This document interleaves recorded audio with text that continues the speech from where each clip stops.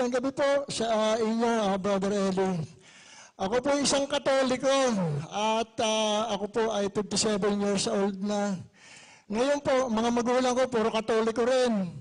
Ang tanong ko po, kung ang dating daang reliyon ay isang katotohanan, bakit po nagkakameron pa tayo ng maraming debatehan sa tinatawag na reliyon? Ano po, bakit po ganon? Yun lang po ang aking katanungan. Alam nyo kapatid, ang debate hindi naiiwasan yan pagka iba-iba ang palagay. Bawa, sabi nung isang ininyero, yung taas na yan, sabi niya, mga gispye yan. Eh sabi naman nung isang ininyero rin, walang gispye yan, kulang yan, mga 9:30 lang yan. Sabi naman nung isang ininyero, hindi, 11 pie yan. Sabi nung ininyero, hindi sila magkasundo, di debate.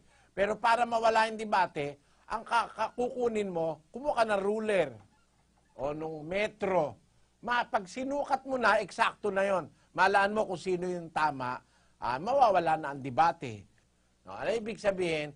May panukat na magpapatigil ng mga debate. Eh, ba't meron debate? Eh, kasi hindi nga nagkakasundo sa palapalagay eh.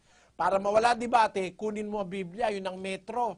Itong Biblia ang metro. Kung alin nakasulat sa Biblia, yun ang tama. Ngayon, eh ba't hindi naiwasan ng debate? Pakinggan nyo sa isang talata ng Gawa 22. Ganito ang ating mababasa sa 9:22. Datapwat lalo nang lumakas ang loob ni Saulo at nilito ang mga Hudyo na nangananahan sa Damasco na pinatutunayan na ito ang Kristo, na nangangaral na may katapangan sa pangalan ng Panginoon, at siya'y nagsalita at nakipagtuligsaan sa mga Greko-Hudyo, datapwat pinagpipilitan nilang siya'y mapatay. No? Nangangaral si Pablo, nakikipagtuligsaan, nakikipagdebate.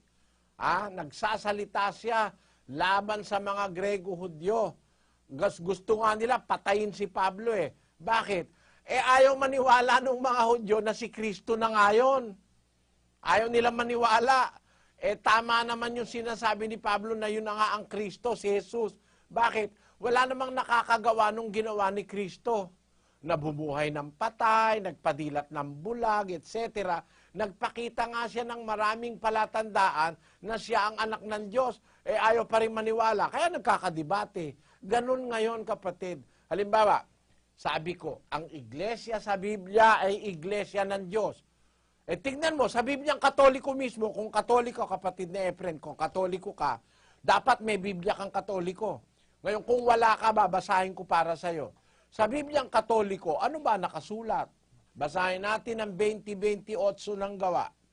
Ingatan ninyo ang inyong sarili at ang buong kawan na pinaglagyan sa inyo ng Espiritu Santo bilang mga tagapamahala upang pamahalaan ang iglesia ng Diyos na kanyang tinubos ng sarili niyang dugo. Ano ang tinubos ni Kristo ng sarili niyang dugo?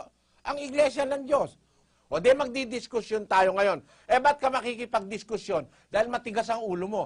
Dahil kung di matigas ang ulo mo at marunong kang kumilala ng totoo, eh yan nasa Biblia, yan ang tanggapin mo. Ang pangalan ng iglesia, iglesia ng Diyos. Sana naintindihan mo kapatid na Efren.